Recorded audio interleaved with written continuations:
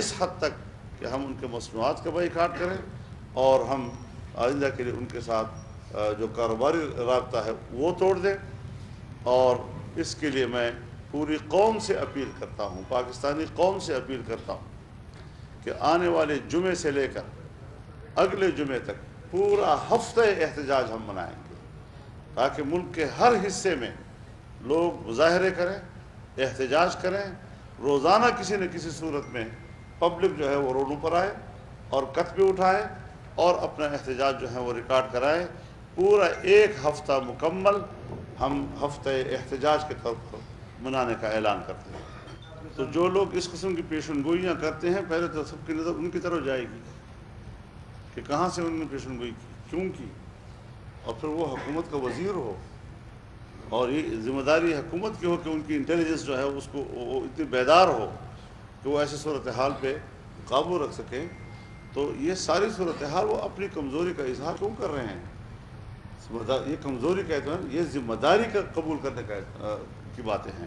لیکن جو نواز شریف کا بیانیہ ہے کہ وہ جنرل قمر جاوید باجوہ کا نام لے کر یا ISI چیف کا نام لے کر براہ راست انہیں مخاطب کر کے انہیں الزامات لگا رہے ہیں، آپ نہیں سمجھتے ہیں کہ آپ کی جماعت کے لیے یہ بیانیہ جو ہے وہ کچھ درست نہیں؟ میں ایک بات سنیں آپ، اور میں آپ سے بھی جواب چاہوں گا اگر آپ کے پاس جواب بنتا ہے تو.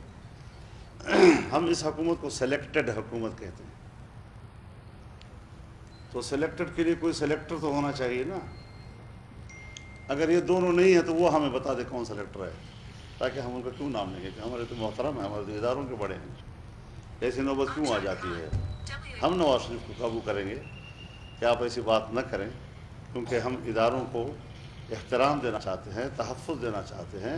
لیکن اگر ہمیں شکایت ہے اور شکایت پیدا ہوئی ہے اور ہم نے وہ شکایت چھپائی بھی نہیں، تو پھر یا تو قوم سے معذرت کریں یا پھر ہمیں وہ ذمہ دار بتا دیں کہ جس نے دھاندلی کی ہے اور ایک دھاندلی زدہ انتخاب کے نتیجے میں لوگوں کو ہم پر مسلط کیا گیا.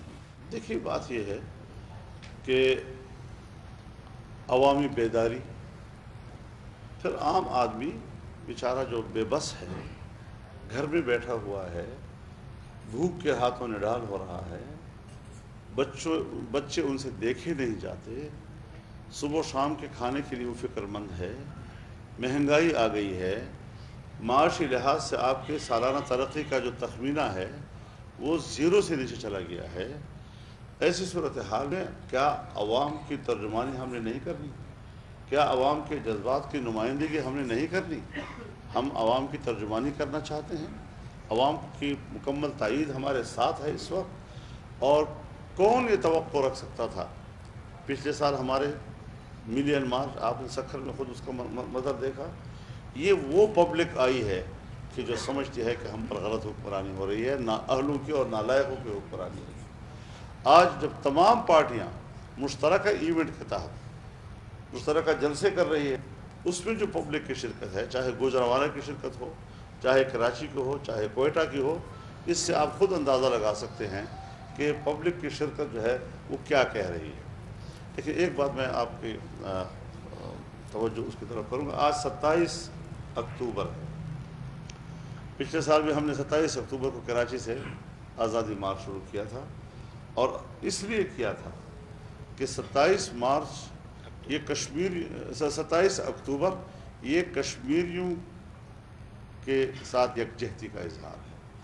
کشمیری چاہے سرحد پار ہوں یا ہماری طرف ہوں یا گلگت بلتستان کے لوگ ہوں، یہ 27 اکتوبر وہی ہے کہ جہاں 1947 میں انڈین فوجیں داخل ہوئی اور کشمیر کے ایک حصے پہ قبضہ کیا. آج ہم ان کے ساتھ اس پریس کانفرنس کے ذریعے سے بھرپور طور پر اپنی یکجہتی کا اظہار کرتے ہیں. ہم پہلے بھی ان کے ساتھ شانہ بشانہ کھڑے رہے اور آج بھی انشاءاللہ پاکستانی قوم ان کے شانہ بشانہ کھڑی ہے. یہ اور بات ہے کہ ہمارے حکمرانوں نے کشمیر کا سودا کر کے اور کشمیریوں کے خون کا سودا کر کے، وہاں کی ماؤں اور بہنوں کی عصمتوں کا سودا کر کے انڈیا کے ساتھ معاملات کرنے کی کوشش کی ہے، جس کو پاکستانی قوم قبول کرنے کو تیار نہیں.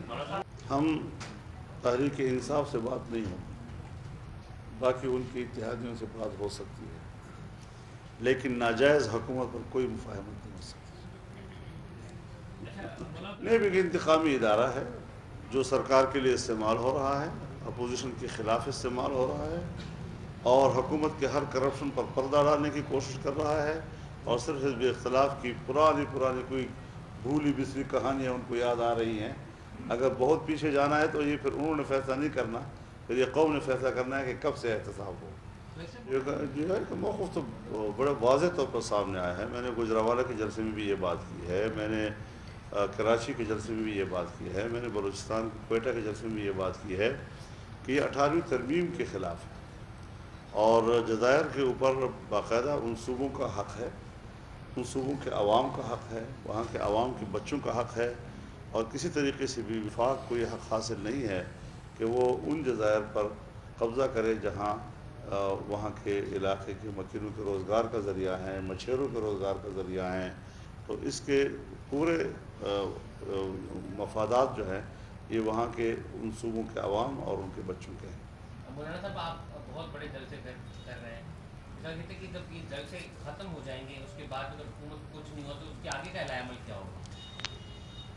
جلسے بالکل ختم نہیں ہوں گے، مظاہرے بھی ہوں گے، جلسے بھی ہوں گے، اور اس وقت تک ہوں گے جب تک کہ ہم قوم کو اس کے ووٹ کی امانت واپس نہیں کریں گے انشاءاللہ العزیز۔ وفاقی حکومت میں عدم برداشت بڑھتی جا رہی ہے، اب میڈیا کے گلے کو دبایا جا رہا ہے۔ پہلے صحافی بے روزگار ہوئے، اب چینل 24 کو بند کر دیا گیا، اس کے لائسنس کو مکمل طور پر کینسل کر دیا گیا ہے۔